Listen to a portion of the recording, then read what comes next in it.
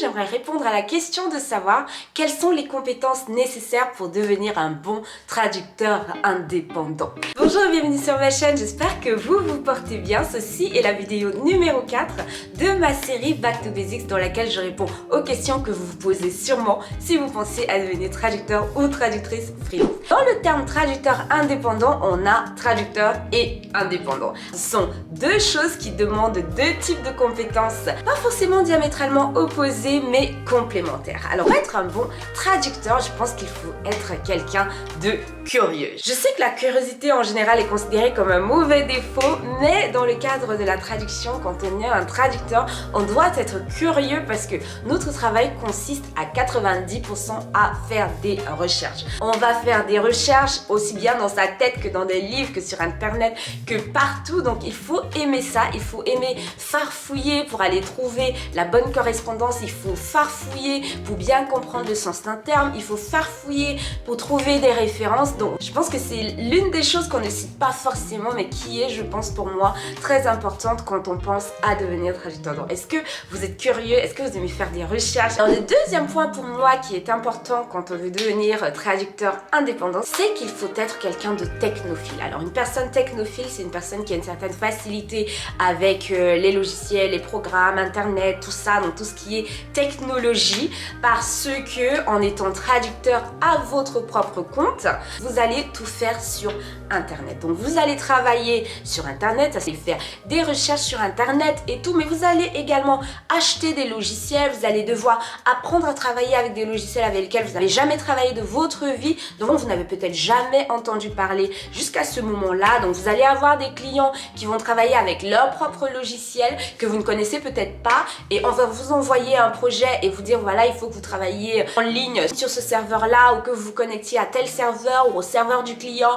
ou au serveur d'un autre client. En tant que traducteur, vous allez également être appelé à travailler dans des logiciels de traduction, donc qui sont installés sur vos propres ordinateurs. Vous allez peut-être avoir un logiciel de suivi de vos projets, vous allez peut-être avoir un logiciel de comptage de mots, vous allez avoir un logiciel de relecture que vous allez devoir intégrer à votre logiciel de traduction. Vous allez avoir des dictionnaires que vous allez devoir intégrer dans votre ToSuggest. Il y a tellement de choses qui ont à voir avec la technologie que franchement, si vous n'êtes pas quelqu'un de technophile, je pense que ça va vraiment être difficile pour vous. Le troisième point pour moi, pour être un bon traducteur, c'est qu'il faut aimer lire. Donc, entre-temps, on a heureusement plus besoin d'avoir 15 dictionnaires, voilà, posés sur son bureau qu'on va consulter tous les jours. Mais en tant que traducteur, il faut pouvoir s'informer sur ce qui se passe dans son secteur, dans sa spécialisation et autres, et vraiment juste lire pour le plaisir de lire, mais aussi pour enrichir son vocabulaire, peut-être dans une thématique précise. Si vous êtes par exemple dans l'œnologie, vous allez lire des livres sur l'œnologie parce que ça vous fait plaisir, mais également parce que vous allez pouvoir apprendre certains mots, vous allez enrichir votre terminologie. Si vous voulez créer des glossaires ou alors des bases de données terminologiques, ça va vous aider également. Donc je pense que la plupart des traducteurs sont des personnes qui aiment beaucoup lire, moi incluse. Donc en tant que traducteur, vous allez également recevoir parfois des documents kilométriques que vous allez devoir lire. Vous avez un manuel, vous devez le lire pour comprendre, parce qu'après vous allez devoir le traduire. Donc ça inclut beaucoup de lectures, autant dans un logiciel qu'en fait avec un document, qu'en fait dans des livres, que les dictionnaires que vous allez devoir consulter pour comprendre certains termes techniques. Donc la lecture fait partie intégrante pour moi du quotidien d'un traducteur, et si vous n'êtes pas quelqu'un qui aime lire, ça risque d'être encore une fois un peu compliqué. Bon, maintenant on va partir un peu du côté traducteur pour aller vers le côté indépendant. Donc quand vous êtes traducteur indépendant, ça veut dire que vous êtes à votre propre compte et que vous allez vous-même aller chercher vos clients, aller les convaincre de travailler avec vous, aller les convaincre que vous avez des compétences nécessaires, et pour ça bien sûr vous allez devoir être un bon marketeur. Heureusement, aujourd'hui on n'a plus besoin de faire du cold calling, donc on n'a plus besoin de décrocher le téléphone et de sortir l'annuaire et d'appeler voilà 10 personnes par jour et se faire accrocher au nez 9 fois sur 10. ce n'est plus nécessaire, mais en tant que traducteur et en tant qu'entrepreneur, vous allez devoir trouver des clients et vous allez devoir envoyer des mails et vous allez devoir envoyer vos CV et vous allez devoir envoyer des candidatures spontanées. Donc tout ça, en fait, ça demande des soft skills en matière de marketing. Donc, vous allez devoir savoir négocier et vous allez devoir savoir vous vendre, savoir se vendre. Passe également par savoir comment créer un profil LinkedIn qui va être attrayant, également qui va ressortir dans les recherches, par exemple des recruteurs, d'agences et tout ça. Donc c'est vraiment tout un package que je vais mettre dans le terme marketeur. Donc il faut savoir se marketer, ça c'est super important. Vous n'avez pas besoin d'être extraverti pour vous marketer, franchement. Donc si vous êtes introverti comme moi, parce que oui, je suis introvertie, vous devez trouver votre propre formule qui va passer pour vous, qui va passer avec vous. En plus d'être un bon marketeur, vous allez devoir être un bon négociateur, parce que dites-vous bien qu'une fois qu'un client est intéressé, il va essayer de baisser les tarifs. Donc c'est ça le game, tout simplement. Donc ils vont vous proposer par exemple 10 centimes alors que normalement ils en payent 12. Donc c'est à vous de connaître votre valeur, c'est à vous de savoir comment négocier les modalités de paiement, parce qu'elles ne sont pas toutes les mêmes non plus pour tous les traducteurs. Dans une agence, il peut y avoir des traducteurs qui sont payés sur 14 jours et d'autres sur 30 jours. Ils ne le sauront jamais si jamais ils se rencontrent jamais, ce qui est souvent le cas. Mais en fait, voilà, tout se négocie. Et ça, tout le monde ne le sait pas. Mais moi, je vous le dis parce que je suis gentille.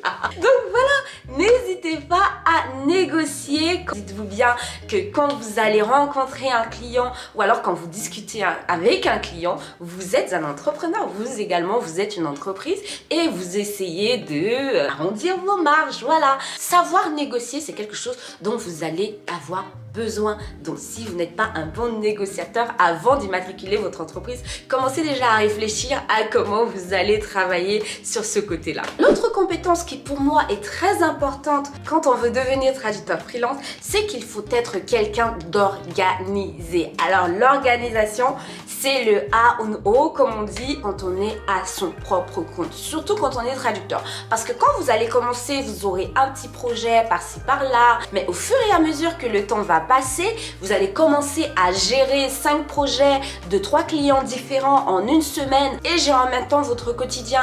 Et si vous n'êtes pas organisé, ça risque d'être un peu compliqué. Vous risquez de rater vos délais, vous risquez d'être toujours sous pression, vous risquez de demander tout le temps des extensions. Ceci ne parlant pas pour vous, il est très important que vous soyez organisé. Donc, il va falloir organiser votre quotidien, savoir laisser la vaisselle sale quand vous savez que vous avez un délai à tenir, savoir laisser le repassage quand vous savez que vous avez un gros projet sur lequel vous devez vraiment vous tenir à votre quota journalier, sinon vous n'allez pas y arriver. Donc c'est vraiment quelque chose, vous allez devoir gérer un peu votre propre work-life balance, comme on dit, pour ne pas vous retrouver dans des soucis. Donc que ce soit pour la gestion de votre entreprise ou alors la gestion de votre entreprise et de votre vie privée, il va falloir trouver un moyen d'être organisé. Comme je vous le dis au départ, ce n'est pas un gros problème, mais vous allez vous rendre compte au fur et à mesure que même pour organiser vos fichiers, vous allez avoir besoin d'un système.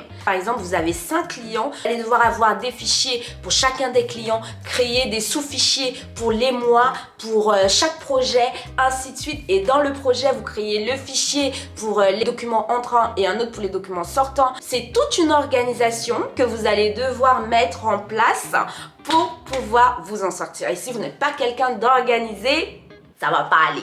Ça, je vous l'ai dit. Peut-être que je vais faire une vidéo sur comment organiser ces documents avec le FTP que j'utilise. En passant, si vous pensez vraiment à devenir traducteur freelance, j'ai toujours envie de dire un petit e-book.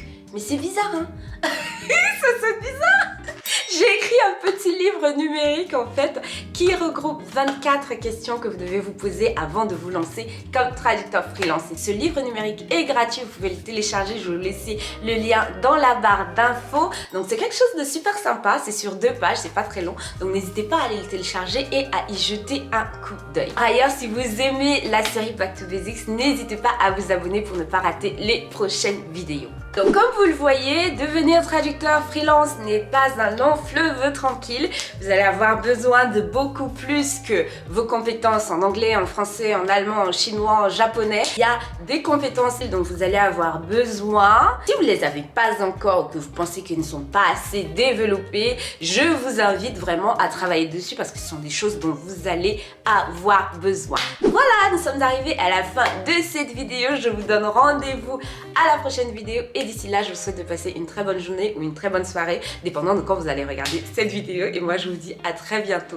Portez-vous bien. Au revoir. Voilà.